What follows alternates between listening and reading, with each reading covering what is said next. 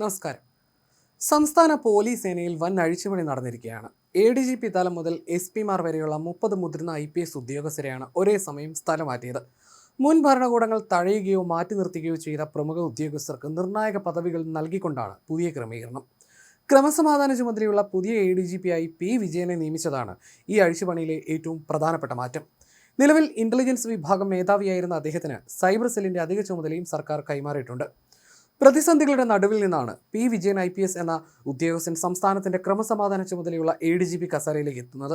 തനിക്കെതിരെ ഉയർന്ന വിവാദങ്ങൾക്കും സസ്പെൻഷൻ ഉൾപ്പെടെയുള്ള കടുത്ത അച്ചടക്ക നടപടികൾക്കും അതേ നാണയത്തിൽ മറുപടി നൽകാതെ കഠിനാധ്വാനവും നീതിബോധവും കൊണ്ട് അദ്ദേഹം നടത്തിയ തിരിച്ചുവരവ് കേരള പോലീസിന്റെ ചരിത്രത്തിലെ സുവർണ അധ്യായമായി മാറുകയാണ്.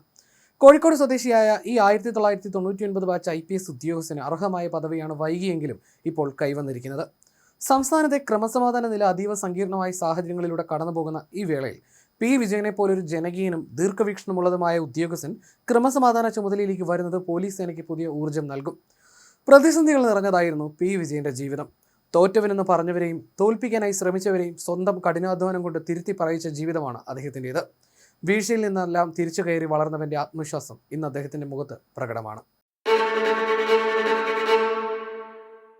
1968 ഫെബ്രുവരി 4 കോഴിക്കോട് ജില്ലയിലെ പുത്തൂർ മഠം എന്ന ഉൾനാടൻ ഗ്രാമത്തിലാണ് P. വിജയന്റെ ജനനം. അങ്ങേയറ്റം ദാരിദ്ര്യവും പ്രതിസന്ധികളും നിറഞ്ഞതായിരുന്നു അദ്ദേഹത്തിന്റെ ബാല്യകാലം. ഇന്നത്തെ തലമുറയ്ക്ക് വലിയൊരു പ്രചോദനം തന്നെയാണ് അദ്ദേഹത്തിന്റെ ജീവിതകഥ. സാമ്പത്തികമായി വളരെ പിന്നോക്കം നിൽക്കുന്ന ഒരു സാധാരണ കുടുംബമായിരുന്നു അദ്ദേഹത്തിൻ്റെത്. 7 മക്കളുള്ള കുടുംബത്തിലെ മൂന്നാമത്തെ മകനായിരുന്നു വിജയൻ. കോഴിക്കോട് പന്തീരങ്കാവ് ഹൈസ്കൂളിലായിരുന്നു അദ്ദേഹത്തിന്റെ പഠനം. കടുത്ത സാമ്പത്തിക പ്രതിസന്ധികൾ കാരണം പഠിക്കുന്ന കാലത്ത് തന്നെ കുടുംബം പുലർത്താൻ കെട്ടിടം പണിക്ക് പോകേണ്ടി വന്ന കഠിനമായ ബാല്യമായിരുന്നു അദ്ദേഹത്തിൻ്റെത്. തുടർന്ന് അദ്ദേഹത്തിന് പഠനം പാതി വഴിക്ക് അവസാനിപ്പിക്കേണ്ടി വന്നു. വളരെ ചെറിയ പ്രായത്തിൽ തന്നെ കെട്ടിട നിർമ്മാണ തൊഴിലാളിയായും നെൽവയലുകളിൽ കൃഷിപ്പണിക്കാരനായും അദ്ദേഹം ജോലി ചെയ്തു. പിന്നീട് ഒരു ചെറിയ സോപ്പ് നിർമ്മാണ യൂണിറ്റിലും അദ്ദേഹം ജോലി ചെയ്തിരുന്നു. പഠിക്കണമെന്ന ആഗ്രഹം ശക്തമായതോടെ പിന്നീട് 2 വർഷങ്ങൾക്ക് ശേഷം അദ്ദേഹം വീണ്ടും SSLC പരീക്ഷ എഴുതി വിജയിക്കുകയായിരുന്നു. SSLC പാസ്സായ ശേഷം അദ്ദേഹം കോഴിക്കോട് ആർട്സ് ആൻഡ് സയൻസ് കോളേജിൽ ചേർന്നു. അവിടെ നിന്ന് പ്രീ ഡിഗ്രിയും തുടർന്ന് ഇക്കണോമിക്സിൽ ബിരുദവും പൂർത്തിയാക്കി. കുട്ടികൾക്ക് ട്യൂഷൻ എടുത്തും സോപ്പ് നിർമ്മാണത്തിൽ ഏർപ്പെട്ടുമാണ് കോളേജ് പഠനത്തിനുള്ള പണം അദ്ദേഹം കണ്ടെത്തിയത്. MA-ക്ക് ശേഷം അദ്ദേഹം ഇക്കണോമിക്സിൽ MPhil-ഉം കരസ്ഥമാക്കി. നെറ്റ് പരീക്ഷയും അദ്ദേഹം പാസ്സായിരുന്നു. കുറച്ചുകാലം കോളേജ് അധ്യാപകനായും ജോലി നോക്കിയിരുന്നു. തുടർന്ന് 1999 സിവിൽ സർവീസ് പരീക്ഷ വിജയിച്ചാണ് അദ്ദേഹം ഇന്ത്യൻ പോലീസ് സർവീസിന്റെ ഭാഗമാകുന്നത്. 284-ാം റാങ്കോടെയാണ് അദ്ദേഹം IPS പദവി കൈവരിക്കുന്നത്. എറണാകുളത്തെ ആദ്യ വനിതാ ജില്ലാ കളക്ടറായിരുന്ന ഡോക്ടർ M. ബീന IAS ആണ് P. വിജയന്റെ ഭാര്യ. 1999 IAS ഉദ്യോഗസ്ഥയാണ് ബീനയും. സിവിൽ സർവീസ് വിജയത്തിനു ശേഷം മസൂറിയിലെ ലെബ്സ്ന അക്കാദമിയിൽ വെച്ചുള്ള ഔദ്യോഗിക പരിശീലന കാലത്താണ് ഇരുവരും പരിചയപ്പെടുന്നതും പ്രണയത്തിലാകുന്നതും അത് പിന്നീട് വിവാഹത്തിലേക്ക് വഴിമാറുന്നതും. 2000-ലാണ് ഇവർ വിവാഹിതരായത്. എറണാകുളം, തൃശൂർ ജില്ലകളിൽ collector, KSIDC managing director, Thiruvananthapuram smart city mission CEO, വിവിധ വകുപ്പുകളിൽ ഡയറക്ടർ തുടങ്ങിയ നിലകളിലും ബീന പ്രവർത്തിച്ചിട്ടുണ്ട്. തിരുവനന്തപുരം സ്വദേശിയാണ് ബീന. 2 മക്കളാണ് ദമ്പതികൾക്കുള്ളത്. കേരള പോലീസിന്റെ മുഖച്ഛായ മാറ്റിയ നിരവധി വിപ്ലവകരമായ പദ്ധതികളുടെ അമരക്കാരനായിരുന്നു P. വിജയൻ. വിദ്യാർത്ഥികളിൽ അച്ചടക്കവും സാമൂഹ്യ പ്രതിബദ്ധതയും വളർത്തുന്നതിനായി വിജയൻ രൂപം നൽകിയ സ്റ്റുഡന്റ് പോലീസ് കേഡറ്റ് പദ്ധതി ഇന്ന് ദേശീയതലത്തിൽ തന്നെ മാതൃകയായി അംഗീകരിക്കപ്പെട്ടു കഴിഞ്ഞു. ക്യാമ്പസുകളിലെ ക്രിമിനൽ പശ്ചാത്തലങ്ങൾ ഇല്ലാതാക്കാനും യുവതലമുറയെ പോലീസിനോട് അടുപ്പിക്കാനും ഈ പദ്ധതിക്ക് സാധിച്ചു. ഇതിനു പുറമെ കളമശ്ശേരി ബസ് കത്തിക്കൽ കേസ്, ശബരിമല തന്ത്രി കേസ്, ചേലേമ്പ്ര ബാങ്ക് കവർച്ച തുടങ്ങിയ പ്രമാദമായ നിരവധി കേസുകളിൽ അന്വേഷണ സംഘത്തെ നയിച്ച് അദ്ദേഹം വലിയ പ്രശംസ പിടിച്ചുപറ്റിയിരുന്നു. ശബരിമല തീർത്ഥാടനവുമായി ബന്ധപ്പെട്ട് അദ്ദേഹം നടപ്പിലാക്കിയ പുണ്യം പൂങ്കാവനം പദ്ധതിയും ഏറെ ശ്രദ്ധിക്കപ്പെട്ടിരുന്നു. ശബരിമലയിലെ പ്ലാസ്റ്റിക് ഉൾപ്പെടെയുള്ള മാലിന്യങ്ങൾ നീക്കം ചെയ്യാനും അയ്യപ്പ ഭക്തരിൽ ശുചിത്വബോധം വളർത്താനും ലക്ഷ്യമിട്ട ഈ പദ്ധതി രാജ്യശ്രദ്ധ പിടിച്ചുപറ്റി. പ്രധാനമന്ത്രി നരേന്ദ്രമോദി പോലും തന്റെ മൻ കി ബാത്ത് പരിപാടിയിലൂടെ പുണ്യം പൂങ്കാവനം പദ്ധതിയെയും അതിന് നേതൃത്വം നൽകിയ P. വിജയനെയും പ്രശംസിച്ചിരുന്നു. മനസ്സുണ്ടോ വഴിയുണ്ടെന്ന് വിശ്വസിച്ച കാക്കിക്കുള്ളിലെ ഈ നന്മമരം 2015-ൽ വലിയ ജനപ്രീതി നേടി സേനയുടെ താരമായി തിളങ്ങി നിൽക്കുകയായിരുന്നു. കേരള പോലീസിന്റെ ചരിത്രത്തിലെ തന്നെ ഏറ്റവും സാഹസികവും നിർണായകവുമായ ഒരു അന്വേഷണമായിരുന്നു 2007-ലെ ചേലേമ്പ്ര ബാങ്ക് കവർച്ച കേസ്. ഈ കേസ് തെളിയിക്കുന്നതിൽ അന്നത്തെ മലപ്പുറം ജില്ലാ പോലീസ് സൂപ്രണ്ടായിരുന്ന P. വിജയൻ IPSന്റെ നേതൃപാഠവും ബുദ്ധിയും നിർണായകമായിരുന്നു. 2007 ഡിസംബർ 30 രാത്രിയിലായിരുന്നു മലപ്പുറം കോഴിക്കോട് ജില്ലാ അതിർത്തിയായ ചേലേമ്പ്രയിലെ സൗത്ത് മലബാർ ഗ്രാമീൺ ബാങ്കിൽ വൻ കവർച്ച നടന്നത്. 1-ാം നിലയിൽ പ്രവർത്തിച്ചിരുന്ന ബാങ്കിന് താഴെ ഹോട്ടൽ തുടങ്ങാനെന്ന പേരിൽ വാടകയ്ക്കെടുത്തായിരുന്നു കവർച്ച നടന്നത്. നിർമ്മാണ പ്രവർത്തനങ്ങളുടെ മറവിൽ കോൺക്രീറ്റ് തുറന്ന് ബാങ്കിന്റെ ലോക്കർ റൂമിലേക്ക് കയറിയായിരുന്നു മോഷണ സംഘം കവർച്ച നടത്തിയത്. സൂപ്പർ ഹിറ്റ് ബോളിവുഡ് സിനിമ ധൂമിനെ അനുസ്മരിപ്പിച്ച കവർച്ച പിന്നീട് ഇന്ത്യയിലെ തന്നെ ഏറ്റവും വലിയ കവർച്ചയായി അടയാളപ്പെടുത്തപ്പെട്ടു. 8 കോടി രൂപയും 80 കിലോ സ്വർണവുമായിരുന്നു അന്ന് നഷ്ടപ്പെട്ടത്. 2 മാസത്തോളം നീണ്ട സങ്കീർണമായ അന്വേഷണത്തിനൊടുവിൽ പ്രതിയെ പിടികൂടിയപ്പോൾ രാജ്യം കണ്ടത് കേരള പോലീസിന് അന്വേഷണ മികവ് കൂടിയായിരുന്നു.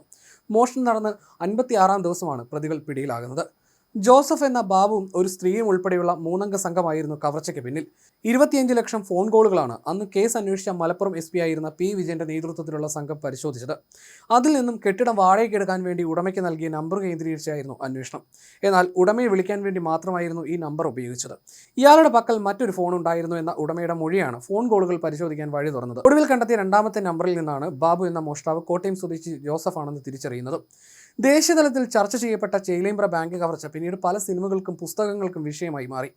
ഇന്ത്യയിലെ ഏറ്റവും ദൈർഘ്യമേറിയ ക്രൈം ഷോയായ ക്രൈം പെട്രോളിന്റെ നിർമ്മാതാവും എഴുത്തുകാരനുമായ അനിർബൻ ഭട്ടാചാര്യ എഴുതിയ പുസ്തകത്തിൽ ഇന്ത്യയിലെ മണി ഹീസ്റ്റ് എന്നാണ് ചേലേമ്പ്ര ബാങ്ക് കവർച്ചയെ വിശേഷിപ്പിച്ചത്. ഈ കേസ് വിജയകരമായി തെളിയിച്ചതിലൂടെ P. വിജയൻ എന്ന IPS ഉദ്യോഗസ്ഥൻ ജനങ്ങളുടെയും മാധ്യമങ്ങളുടെയും വലിയ പ്രശംസയും അന്ന് പിടിച്ചുപറ്റി. കേരള പോലീസിന്റെ ചരിത്രത്തിലെ സമാനതകളില്ലാത്ത ഒന്നായിരുന്നു ചേലേമ്പ്ര ബാങ്ക് കവർച്ച കേസ്. P. വിജയന്റെ അന്വേഷണ മികവ് തെളിയിച്ച മറ്റൊരു കേസായിരുന്നു Kalamassery bus കത്തിക്കൽ case.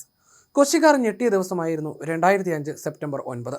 Ernakulam KSRTC bus സ്റ്റാൻഡിൽ നിന്ന് സേലത്തേക്ക് പുറപ്പെട്ട തമിഴ്നാട് ട്രാൻസ്പോർട്ട് ബസ് തട്ടിയെടുത്ത് കളമശ്ശേരിയിലെ വിജനമായ സ്ഥലത്ത് കത്തിച്ചതായിരുന്നു ആ സംഭവം. യാത്രക്കാരെ ഇറക്കിവിട്ട ശേഷം ബസ് പെട്രോൾ ഒഴിച്ച് കത്തിക്കുകയായിരുന്നു. രാത്രി 9 മണിയോടുകൂടിയായിരുന്നു ആ സംഭവം. ഈ സംഭവത്തിന്റെ പിന്നാമ്പുറ കഥകൾ പുറത്തു വന്നതോടെ കേരളത്തിലെ ആദ്യത്തെ ഭീകരപ്രവർത്തന ഗൂഢാലോചനയുടെ ഫലമായിരുന്നു കളമശ്ശേരി ബസ് കത്തിക്കലെന്ന് തെളിഞ്ഞു.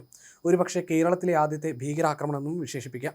കോയമ്പത്തൂർ ജയിലിൽ കഴിഞ്ഞിരുന്ന PDP ചെയർമാൻ അബ്ദുൽ നാസർ മദിനിയെ മോചിപ്പിക്കണമെന്നാവശ്യപ്പെട്ടാണ് ബസ് തട്ടിയെടുത്തത്. ആദ്യഘട്ടത്തിൽ പോലീസ് നടത്തിയ അന്വേഷണത്തിൽ പ്രതികളായവരിൽ ഭൂരിഭാഗവും ഡമ്മികളാണെന്ന് തിരിച്ചറിയാൻ രാജ്യത്തെ ഞെട്ടിച്ച ബംഗളൂരു, ഹൈദരാബാദ് ബോംബ് സ്ഫോടനങ്ങൾ വരെ കാത്തിരിക്കേണ്ടി വന്നു. ഈ കേസിൽ അറസ്റ്റിലായ പ്രതികളെ രാജ്യത്തെ വിവിധ അന്വേഷണ ഏജൻസികൾ ചോദ്യം ചെയ്തപ്പോഴാണ് കളമശ്ശേരി ബസ് കത്തിക്കൽ കേസിലെ പങ്കാളിത്തത്തെക്കുറിച്ച് സൂചന ലഭിച്ചത്. സംഭവം നടന്ന ഉടൻ തന്നെ കൊച്ചി സിറ്റി പോലീസ് കമ്മീഷണറായിരുന്ന P. വിജയന്റെ നേതൃത്വത്തിൽ പ്രാദേശികമായ തെളിവുകളും മൊഴികളും അതിവേഗം ശേഖരിച്ചു. ഇത് പ്രതികളെ തിരിച്ചറിയുന്നതിൽ നിർണായകമായിരുന്നു. കേവലം ഒരു പ്രാദേശിക അക്രമ സംഭവം എന്നതിനപ്പുറം ഇതിന് പിന്നിലെ അന്തർ സംസ്ഥാന തീവ്രവാദ ശൃംഖലയും ഗൂഢാലോചനയും പ്രാഥമിക അന്വേഷണത്തിലൂടെ വെളിച്ചത്ത് കൊണ്ടുവന്നത് ഈ ടീമായിരുന്നു. പിന്നീട് കേസ് ദേശീയ അന്വേഷണ ഏജൻസി ഏറ്റെടുത്തപ്പോൾ P. വിജയന്റെ നേതൃത്വത്തിലുള്ള സംഘം കണ്ടെത്തിയ തെളിവുകളാണ് കുറ്റപത്രത്തിന് ശക്തമായ അടിത്തറയായത്. 2006 വലിയ ചർച്ചയാവുകയും താഴമൺ കുടുംബത്തെ ഏറെ നാണക്കേടിലാക്കുകയും ചെയ്ത സംഭവമാണ് മുൻ ശബരിമല തന്ത്രി കണ്ഠര് മോഹനരെ ബ്ലാക്ക്മെയിൽ ചെയ്ത കേസ്. P. വിജയന്റെ നേതൃത്വത്തിലാണ് ഈ കേസിന്റെ ചുരുളഴിച്ചതും പ്രതികളെ നിയമത്തിന് മുന്നിൽ കൊണ്ടുവന്നതും. 2006 ജൂലൈ 23-നാണ് കേസിനാസ്പദമായ സംഭവം നടക്കുന്നത്. കൊച്ചി വളഞ്ഞമ്പലത്തുള്ള ഒരു ഫ്ളാറ്റിലേക്ക് തന്ത്രി കണ്ഠര് മോഹനരെ വിളിച്ചു വരുത്തുകയും അവിടെയുണ്ടായിരുന്ന ഒരു സ്ത്രീക്കൊപ്പം ചേർത്ത് നിർത്തി തോക്ക് ചൂണ്ടി ഭീഷണിപ്പെടുത്തി നഗ്നനാക്കി ഫോട്ടോകൾ എടുക്കുകയായിരുന്നു. തുടർന്ന് 30 ലക്ഷം രൂപ ആവശ്യപ്പെടുകയും തന്ത്രിയുടെ പക്കലുണ്ടായിരുന്ന പണവും സ്വർണ്ണാഭരണങ്ങളും തട്ടിയെടുക്കുകയും ചെയ്തിരുന്നു. അന്ന് കൊച്ചി സിറ്റി പോലീസ് കമ്മീഷണറായിരുന്നു P. വിജയൻ. കുപ്രസിദ്ധ കുറ്റവാളി ശോഭ ജോൺ ഉൾപ്പെടെയുള്ള പ്രതികൾ ആസൂത്രണം ചെയ്ത വലിയൊരു ബ്ലാക്ക് മെയിലിംഗ് മാഫിയയാണ് ഈ അന്വേഷണത്തിലൂടെ അദ്ദേഹം വെളിച്ചത്ത് കൊണ്ടുവന്നത്. പ്രതികൾ തന്ത്രിയിൽ നിന്ന് തട്ടിയെടുത്ത സ്വർണവും പണവും കണ്ടെത്തുകയും ബ്ലാക്ക് മെയിൽ ചെയ്യാൻ ഉപയോഗിച്ച ഡിജിറ്റൽ തെളിവുകൾ പിടിച്ചെടുക്കുകയും ചെയ്തത് P. വിജയന്റെ നേതൃത്വത്തിലുള്ള സംഘത്തിന്റെ വലിയ വിജയമായിരുന്നു. കേസ് രജിസ്റ്റർ ചെയ്ത ദിവസങ്ങൾക്കകം തന്നെ ശോഭ ജോൺ ഉൾപ്പെടെയുള്ള പ്രധാന പ്രതികളെല്ലാം തന്നെ അറസ്റ്റിലായി. തന്ത്രി കണ്ഠര് മോഹനർ ഈ കേസിൽ ഇര മാത്രമാണെന്നും അദ്ദേഹത്തെ തന്ത്രപൂർവ്വം കുടുക്കിയതാണെന്നും നിയമപരമായി തെളിയിക്കാൻ P. വിജയന്റെ അന്വേഷണ മികവിന് സാധിച്ചു. P. വിജയന്റെ അന്വേഷണ മികവിന് 2025 വിശിഷ്ട സേവനത്തിനുള്ള രാഷ്ട്രപതിയുടെ മെഡലും അദ്ദേഹത്തെ തേടിയെത്തിയിരുന്നു. ഇങ്ങനെ ഔദ്യോഗിക ജീവിതത്തിൽ പ്രശസ്തിയുടെ കൊടിമുടിയിൽ നിൽക്കുമ്പോഴാണ് അദ്ദേഹത്തിന്റെ കരിയറിലെ ഏറ്റവും കറുത്ത അധ്യായമായി മാറിയ എലത്തൂർ തീവണ്ടി തീവെപ്പ് കേസ് വിവാദമുണ്ടാകുന്നത്. ആന്റി ടെററിസ്റ്റ് സ്ക്വാഡിന്റെ ചുമതലയുണ്ടായിരുന്ന വിജയൻ കേസിലെ പ്രതിയെ കേരളത്തിലേക്ക് കൊണ്ടുവരുന്നതുമായി ബന്ധപ്പെട്ട് ഔദ്യോഗിക വിവരങ്ങൾ മാധ്യമങ്ങൾക്ക് ചോർത്തി നൽകി എന്നതായിരുന്നു ഉയർന്ന ആരോപണം. 2023 തുടർന്ന് അദ്ദേഹത്തെ സർവീസിൽ നിന്ന് സസ്പെൻഡ് ചെയ്തു.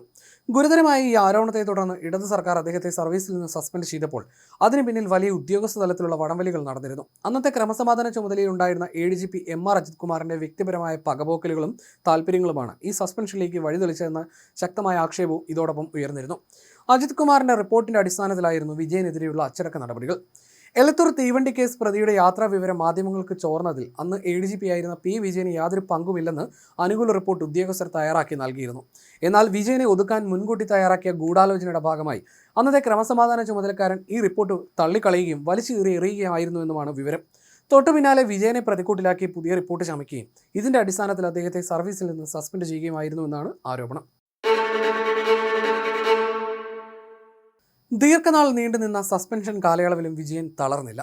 അന്വേഷണങ്ങളോട് പൂർണ്ണമായി സഹകരിച്ച അദ്ദേഹം ഒടുവിൽ ആരോപണങ്ങളിൽ സത്യമില്ലെന്ന് തെളിയിച്ച് സർവീസിലേക്ക് ശക്തമായി തിരിച്ചെത്തി. തുടർന്ന് അതീവ പ്രാധാന്യമുള്ള പോലീസ് ഇന്റലിജൻസ് വിഭാഗത്തിന്റെ തലവനായി നിയമിതനായ അദ്ദേഹം കടുത്ത ജാഗ്രതയോടെയും കരുതലോടെയും ആ പദവി കൈകാര്യം ചെയ്ത് സർക്കാരിന്റെയും പൊതുജനങ്ങളുടെയും വിശ്വാസ്യത വീണ്ടെടുത്തു. വിജയന്റെ ഔദ്യോഗിക ജീവിതത്തിലെ ഈ പോരാട്ടങ്ങൾക്ക് കരുത്തായി ഒപ്പമുണ്ടായിരുന്നത് സിവിൽ സർവീസ് ഉദ്യോഗസ്ഥ കൂടിയായ ഭാര്യയാണ്. ഡോക്ടർ ബി ബീന ഭർത്താവിന്റെ പ്രതിസന്ധി ഘട്ടങ്ങളിലെല്ലാം ശക്തമായ പിന്തുണയുമായി കൂടെയുണ്ടായിരുന്നു.